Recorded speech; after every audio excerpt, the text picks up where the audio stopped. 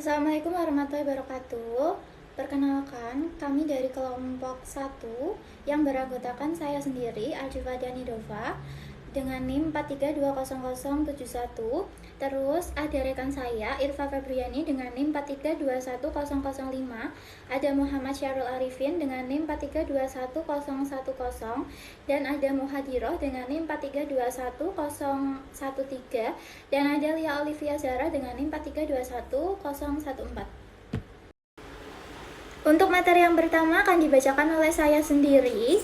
Pernyataan standar akuntansi keuangan 104 memiliki tujuan untuk mengatur pengakuan, pengukuran, penyajian, dan pengungkapan transaksi istisna. Ruang lingkupnya berupa lembaga keuangan syariah dan koperasi syariah yang melakukan transaksi istisna, diantaranya perbankan syariah, lembaga keuangan non-bank, dan lembaga lainnya. Untuk definisi dari istisna, yaitu ada istisna sendiri, yaitu akad jual beli dalam bentuk pemesanan pembuatan barang tertentu dengan kriteria dan persyaratan tertentu yang disepakati antara pemesan dan penjual. Terus, ada istisna paralel, yaitu suatu bentuk akad istisna antara pemesan dan penjual. Kemudian, untuk memenuhi kewajibannya kepada mustasni, penjual memerlukan pihak lain sebagai syani. Untuk yang selanjutnya ada karakteristiknya. Untuk karakteristik yaitu penjual menyediakan barang pesanan atau masni sesuai spesifikasi yang disyaratkan untuk diserahkan kepada pembeli dengan cara pembayaran di muka atau tangguh. Spesifikasi dan harga barang pesanan yang disepakati oleh pembeli dan penjual tidak dapat berubah selama jangka waktu akad. Barang pesanan harus memenuhi kriteria, memerlukan proses pembuatan setelah akad disepakati sesuai dengan spesifikasi pemesan atau custom, bukan produk massal, dan harus diketahui karakteristiknya secara umum meliputi jenis, spesifikasi teknis, kualitas, dan kuantitas. Selanjutnya, pengakuan dan pengukuran akuntansi untuk penjual, penyatuan, dan segmentasi akad. Di mana bila suatu akad istisna mencakup sejumlah aset, pengakuan dari setiap aset diberlakukan sebagai salah satu akad yang terpisah jika terdapat 3 poin. Yang pertama, jika proposal terpisah telah diajukan untuk setiap aset. Kemudian yang kedua, jika setiap aset telah dinegosiasikan secara terpisah. Dan yang terakhir, biaya dan pendapatan masing-masing aset dapat diidentifikasikan. Kemudian pendapatan istisna itu diakui dengan menggunakan metode persentase penyelesaian atau metode akad selesai. Jika metode persentase penyelesaian digunakan, ada 3 poin digunakan pada bagian nilai akad yang sebanding dengan pekerjaan yang telah diselesaikan dalam periode tersebut. Poin kedua, digunakan bagian margin keuntungan istisna yang diakui selama periode pelaporan ditambahkan kepada aset istisna. Dan poin terakhir, pada akhir periode itu harga pokok istisna diakui sebesar biaya istisna yang telah dikeluarkan sampai dengan periode tersebut.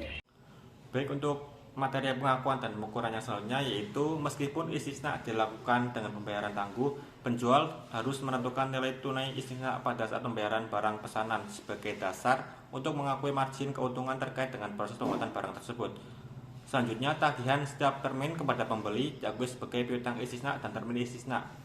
Nah, penagihan termin yang dilakukan oleh penjual dalam transaksi istisna dilakukan sesuai dengan kesepakatan dalam akad dan tidak selalu dengan persentase penyelesaian pembuatan barang pesanan.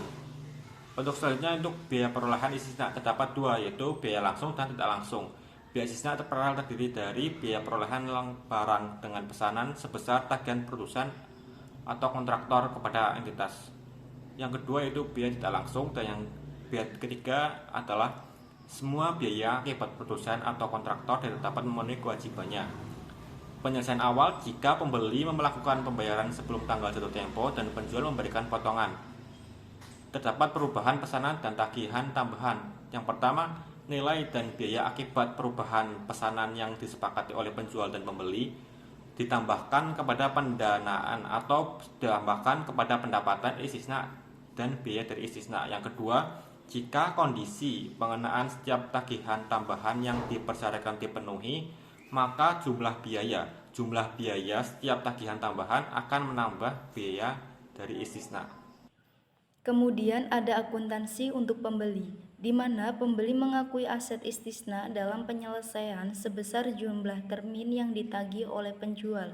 dan sekaligus mengakui utang istisna kepada penjual, di mana beban istisna tangguhan diamortisasi secara proporsional sesuai dengan porsi pelunasan utang istisna. Kemudian ada penyajian untuk penjual dan pembeli, di mana penyajiannya yang pertama, penjual menyajikan dalam laporan keuangan halal.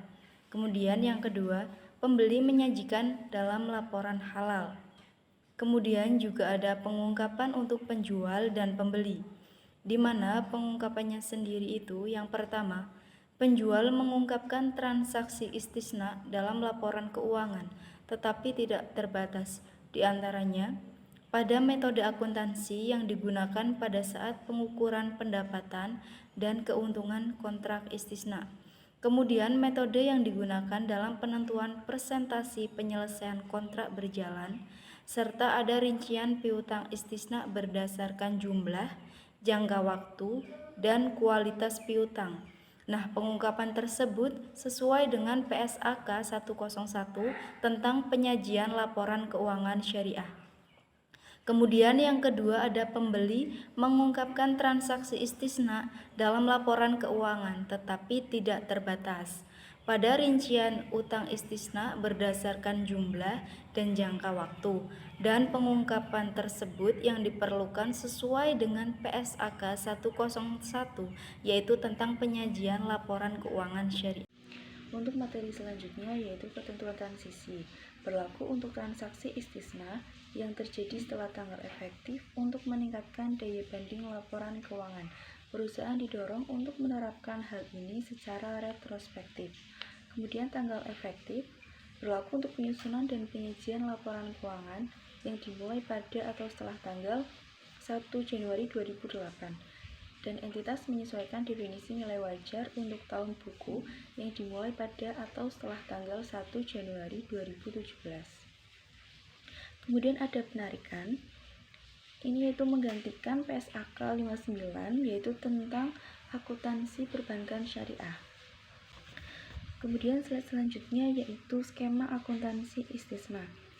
Ini ada skema sederhana mengenai akuntansi istisna yaitu yang pertama, memesan barang kepada produsen, yang kedua terjadi akad istisna, dan yang ketiga pemesan membayar ke produsen. Kemudian yang keempat, produsen memproduksi barang, kemudian barang yang diproduksi dikirimkan ke pemesan tersebut. Demikian pemaparan dari kami. Sekian, terima kasih. Wassalamualaikum warahmatullahi wabarakatuh.